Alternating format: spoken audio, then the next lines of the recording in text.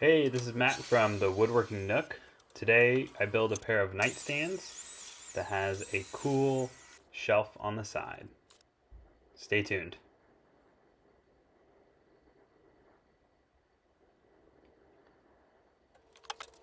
Alright, so I started out with a full 4x8 sheet of maple-veneered plywood. And what I'm going to do is rip off the factory edge so that I have a nice straight edge that I can reference off of. And once that's done, I will start to cut out the pieces according to the cut list that I have.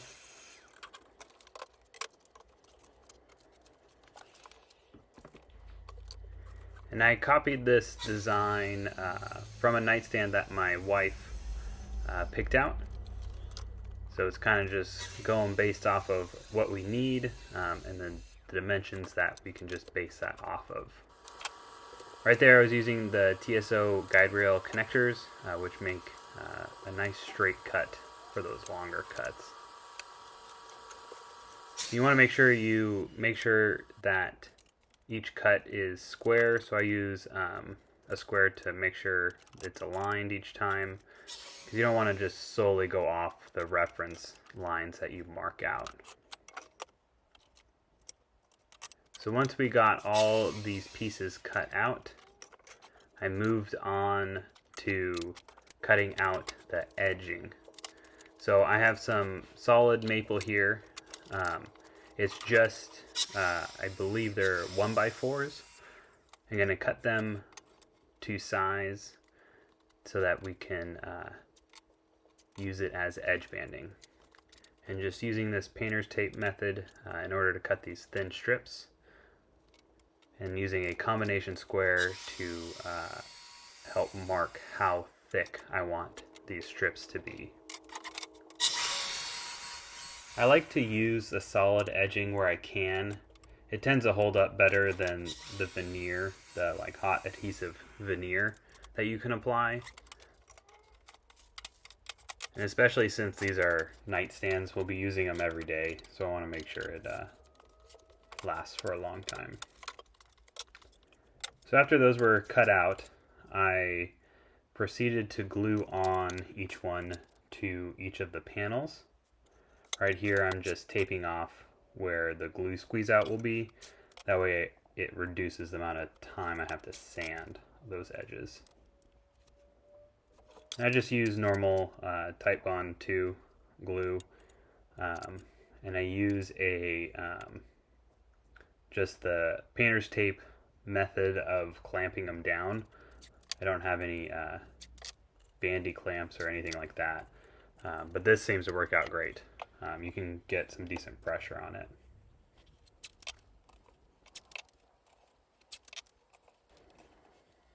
I got them all stacked up here like dominoes. So in the next morning, I was able to knock them all down. Oops. So got all the tape removed. This is one of the downsides with the painter tape method. It does kind of take a while to take off. But once I got all those removed, we need to trim the edges off so that they set flush. And this is a great track saw cut right here, because it's nice to line it up right with the edge and then be able to cut it super flush on there. I think there were only one or two that I needed to sand down a little bit more. So once we got all of these trimmed off, we needed to trim the tops and bottoms. So ideally they sit a little proud on each side so that you can take a router to get them nice and flush. So right here we have the router sitting off the jig a little bit with a, I believe it's just like a mortise router bit. So then that took off the edge to the edge banding. So that trimmed the excess off the top to make it sit exactly flush on the bottom. And then we needed to sand each of the panels.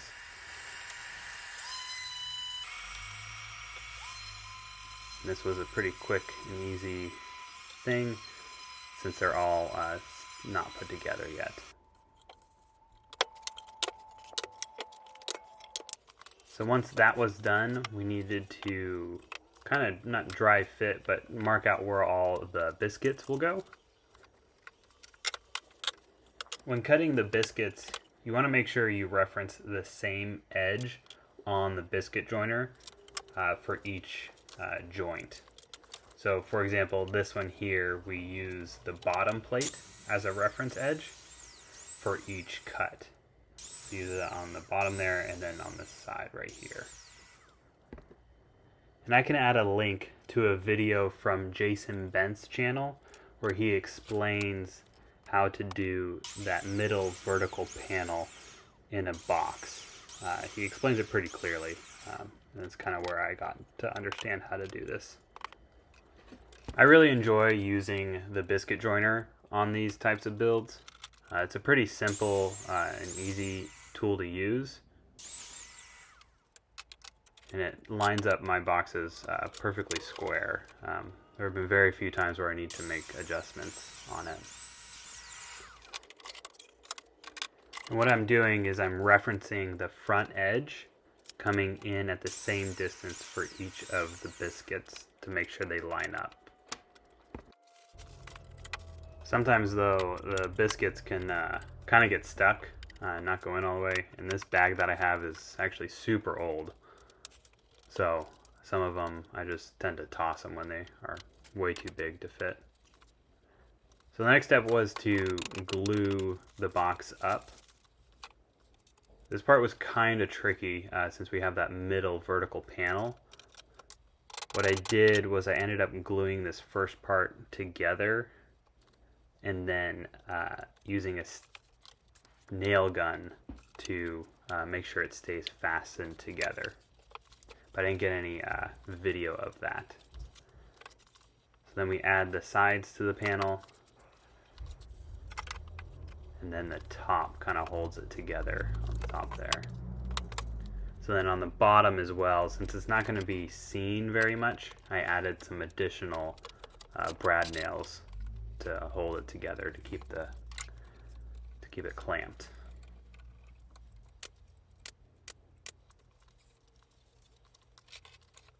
And then wiping away any glue squeeze out that I saw.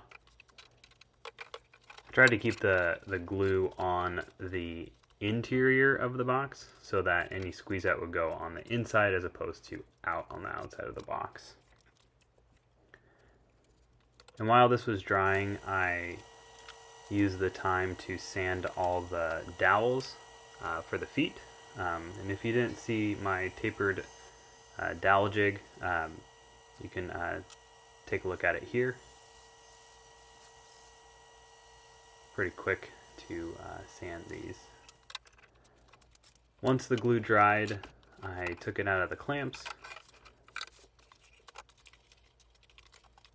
And then I needed to build the drawer boxes. I had some leftover 1/2-inch maple-veneered plywood that I used for the drawer boxes. That way it matched the exterior as well. I'm cutting to size the drawers here.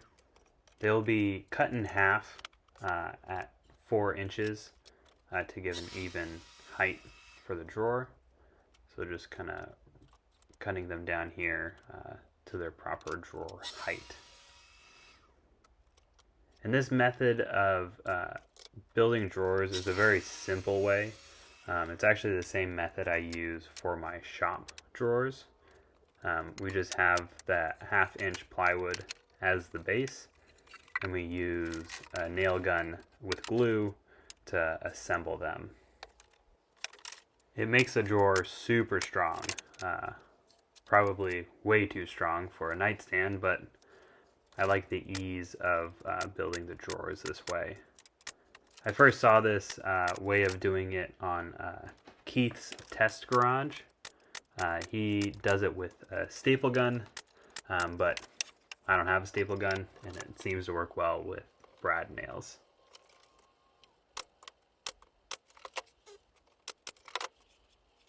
And again, we might redo these later, but it's a great, easy way to build some drawers quickly.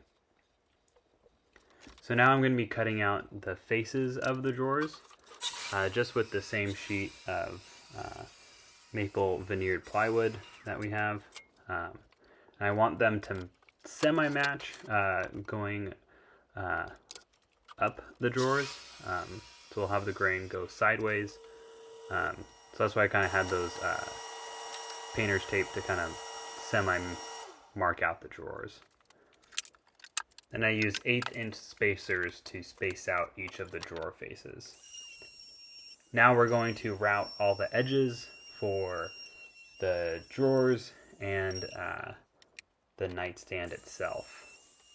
Just giving a small 1/8" round over here, just kind of soften up each of the sides. And if you want to see more projects that I build, make sure to subscribe so that you can see what I have going on next. Once that was done, we needed to install all of the hardware, which includes the drawer slides and the feet. So right here we're going to install the side mount drawer slides. The method that I use is I use those 1/8" spacers to space up the drawer slides from the bottom. And I just mount them directly in there. And then what I do is I then put the drawer inside the box and slowly start to screw in the box from the bottom there. So you add those first 2 screws in there, and then you'll pull it out and add that final screw, and that gives you a pretty quick installed box for the bottom. Now for the middle, I make these just really quick jigs to help elevate the box so that I can use the same process. So just marking out where those drawer sides will be, and then clamping on these blocks here. I'm sure there's legit jigs for this, but this always works for me. So you kind of rest the drawer slides on there, screw them in just like we did before, and then add the box, and it'll have that little lip that it can rest on, and you can slowly install the screws to that box.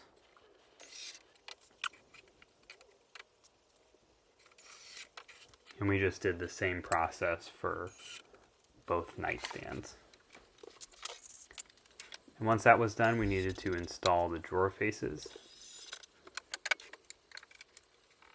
So I added the drawer faces and then the spacers, the 1/8" spacers on each side, and I just screwed in from the back. And then once that was done, I used this Craig jig to install the handles for each drawer.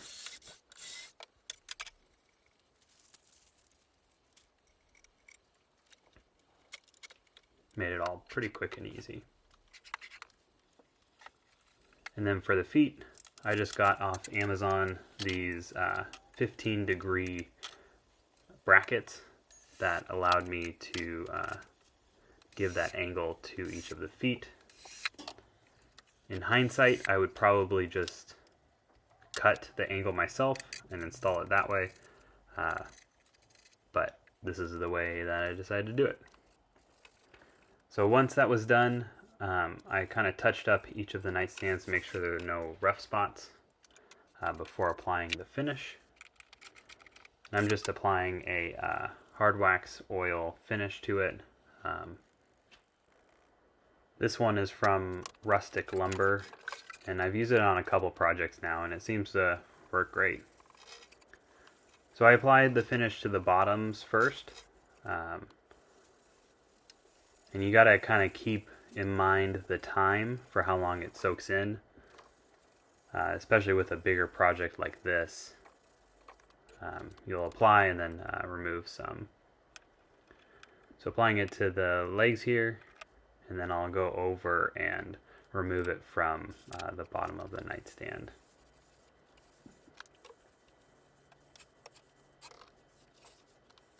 I seem to do well with one coat on this. You could apply two, but one seemed to work great for me.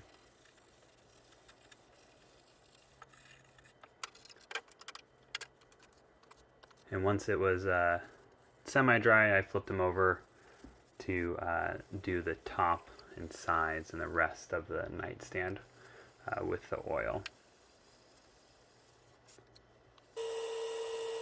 It's a pretty quick, easy oil to apply. And once that was done, I did a final sand with 1500 grit sandpaper.